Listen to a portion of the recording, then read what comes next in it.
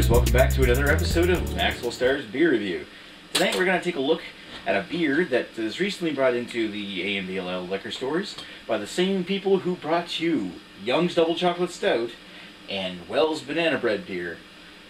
Wells & Young brings you Wells IPA, brewers since 1876. Anyway, it's a 5.0% ABV IPA style beer, or British IPA, brewed in the heart of England. There's really not a whole lot to say on here. Actually, there is. Whoops. Wells IPA is brewed using the finest hops and barley malt. It is uniquely brewed using natural mineral water from an independently accredited source, our own well. Our master brewers take a measurable pride in combining the finest quality ingredients. This delivers a beer with real credentials, consistency, and subtlety that Wells IPA drinkers know and trust. And then it continues to say the same thing in French. Best before, see base of can. Brewed and canned by Wells & Young's Brewing Co., Bedford, England. So it's best before... It's either February 8th or August 2nd of 2013. And it's got a plus near it. So it's like, hey, by the way, that year's not very specific. So, you know, drink it whenever, like 2017 or something stupid. So, brewed with all natural mineral water. Yeah, from whatever ditch they got it out of. So let's give it a shot and pour it into my Keys glass here. The only things I've really heard about this particular beer, honestly not much. I didn't even know it existed about 2 weeks ago. But from what I've heard, it's kind of like an IPA, but it's not, more along the lines of an English bitter. Like, I know that the British IPA style is a lot weaker than the North American IPA style, but it's still got a decent amount of hop content and a decent amount of taste. But one of the other British IPAs that I've had was Green King IPA. And while it was a really nice tasting English bitter, it really wasn't much of an IPA.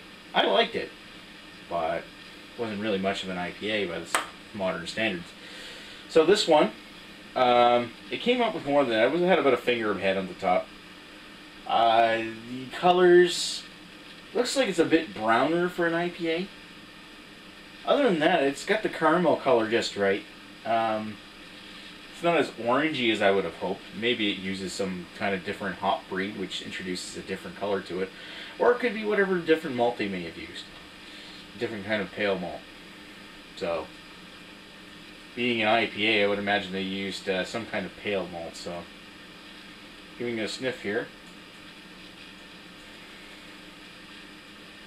Very fruity, and a notable hop smell off the top, as well as a little bit of a skunk note. And it's in a can, guys.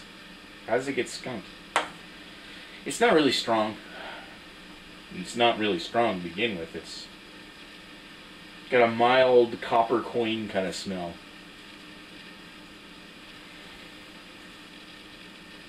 It smells like, if you're from the Maritimes, it smells like a stronger version of Moosehead's Pale Ale. Which I can't complain about. It's got this, it's basically that copper coin in a toffee malt kind of smell. I like this smell, but it's not one I would associate with an IPA in my books, and I've had a huge number. It smells good. It's not what I was expecting. Maybe a subtle hint of grapefruit in there, but it's mainly just this caramel copper coin. Anyway, let's give it a taste.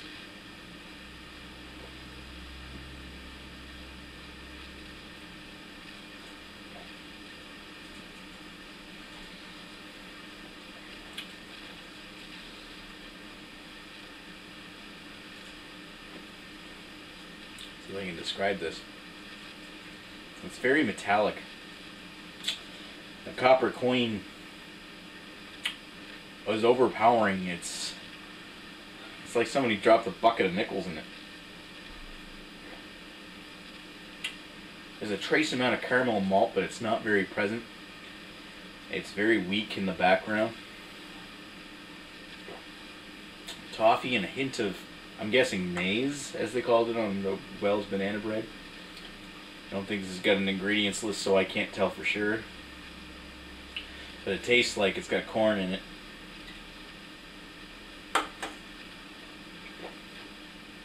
There's a little toasted corn note in the back. And it's got a bit of a fruity note.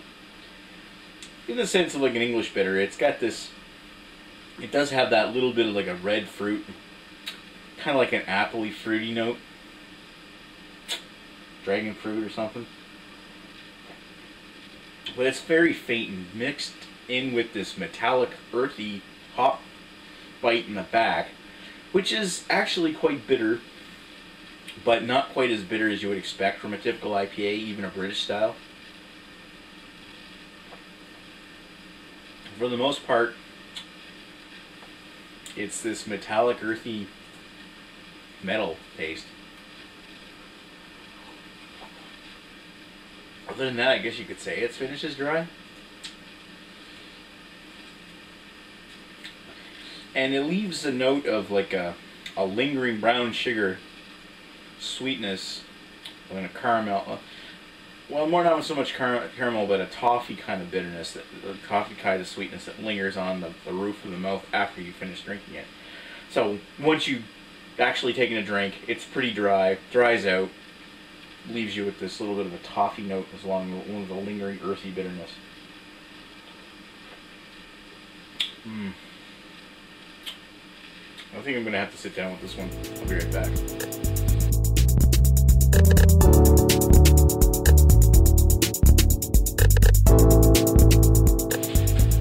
And I'm back with Wells IPA. So, what did I think about Wells IPA? I thought it had a very earthy metallic bitterness, which does have some hop bite, with a caramel, oh geez, a little bit of fruitiness to it. It's kind of bland, you know. If I were to have a choice between a faux IPA from England, of either Wells IPA or Green King IPA, I'd go with the Green King, to be totally honest. That one is a much better brew. Wells IPA here is kind of lackluster. It's kind of ironic that I'm drinking this out of an Alexander Keith's IPA glass, because both of them claim to be IPAs and they're not. To be totally honest, if you were to rate this based on the fact of whether it's an English bitter on the other hand, this actually isn't too bad. There's a lot of English bitters out there that are much better than this, but if you were to consider this in that like English bitter category, which this is definitely closer to, you'd see that it actually would rate quite a bit higher.